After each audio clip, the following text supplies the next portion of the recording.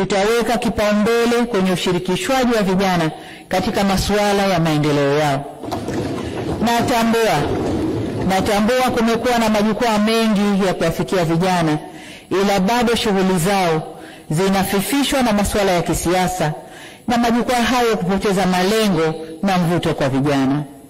Mimi na wenzangu serikalini tumefikiria kuwa na wizara kamili itakayoshughulikia na mambo ya vijana.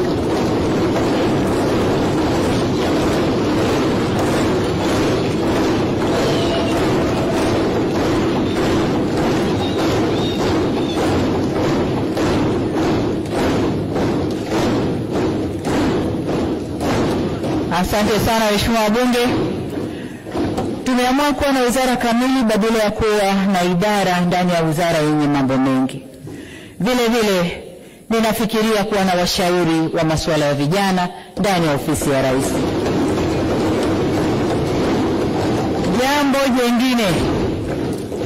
Jambo jingine tuliloahidi kulitekeleza ndani ya siku 100 za awali za kazi ni kuchukua hatua za kuongeza mitaji kwa ajili ya shughuli za kiuchumi za vijana na wanawake kwa kutenga shilingi bilioni 200.